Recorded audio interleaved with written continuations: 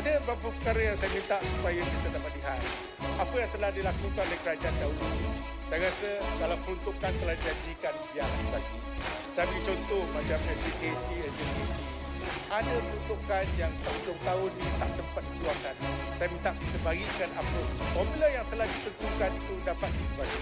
Dan begitu juga macam sekolah-sekolah yang telah dibina, yang telah dirancang dan diberi kelulusan. Saya minta supaya menyegerakan untuk segala permit atau kelulusan yang patut diberikan oleh MOE. Contohnya, kalau di Tebrau ada beberapa buah sekolah SJKC, Kohok Yau, SJKC, Simawi dan beberapa sekolah lagi yang dana 10 juta sudah ada dalam akaun mereka.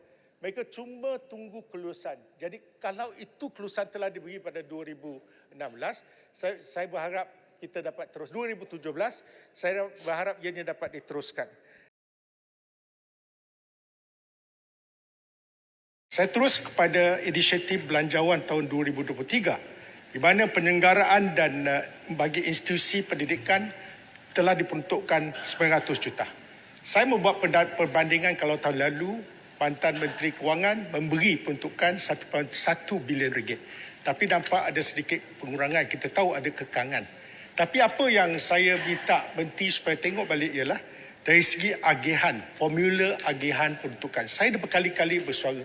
Saya sebagai orang yang pernah berkhidmat di MOE pada tahun 2008 hingga 2013. Pengalaman saya ialah sebelum itu bercelaru. Sebab masing-masing kita tak tahu pecahan sekolah agama bantuan kerajaan berapa dapat. SJKT berapa, SJKC berapa. Jadi sejak tahun 2009 ia telah diberikan pecahan dengan jelas. Tetapi kali ini masih belum ada satu pecahan agihan tu macam mana. Jadi saya merayu sangat. Kerana kalau tidak dia akan mendatangkan masalah yang besar.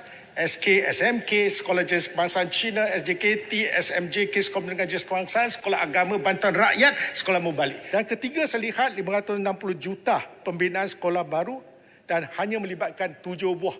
Iaitu 7 buah adalah sekolah kebangsaan, sekolah menengah kebangsaan. YB Puchong tadi sebut kos dia tinggi. Betul, satu hakikat. Jadi saya nak bagi cadangan kepada Yang Berhormat Menteri. Ada low hanging fruits. Di mana tahun 2017 pada 26 Oktober telah diluluskan sekolah SJKC. Di mana masyarakat bersama-sama dengan pihak LPS mereka menggutip dana. Saya nak beritahu ada berapa. Kalau kita on saja, kalau pihak EPRD bagi kelulusan terus sebab kelulusan dasar sudah ada. Mereka telah masukkan plan dalam majlis bandaraya. Tetapi cuma dapat kelulusan akhir daripada pihak kementerian. Termasuk SJKC Kohayau. Di mana ada 12.5 juta dalam. Cukup dia boleh menanggung segala kos.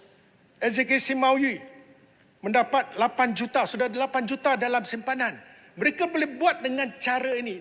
Mereka akan membina sekolah ini dan diberikan kepada kerajaan. Saya rasa kenapa tidak kita benarkan.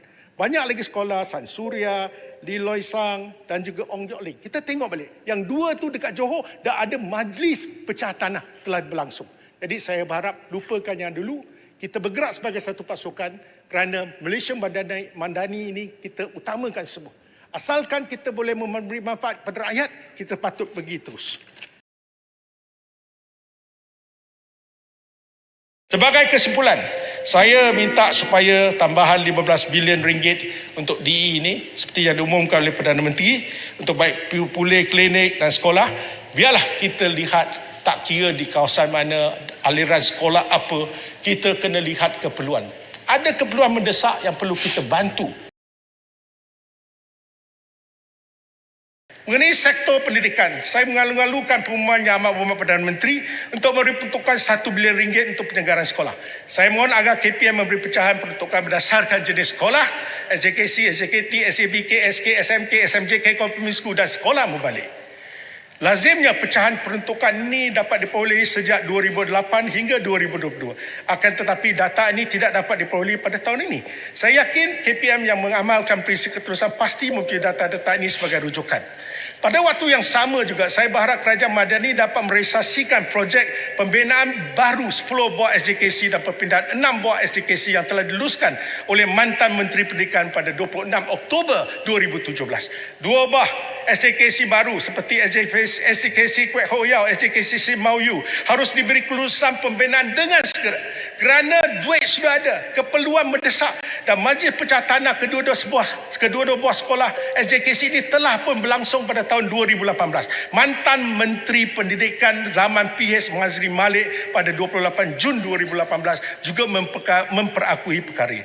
Selain daripada itu, beberapa buah sekolah SJKC San Surya, Dengkir, SJKC Lee Loi Seng, Kuala Selangor, SJKC Tun HS Lee Ulu Tiram juga harus dipercepatkan proses pembinaannya kerana LPS dan Jawatankuasa Pembinaan Sekolah ini sudah menyediakan dana yang cukup.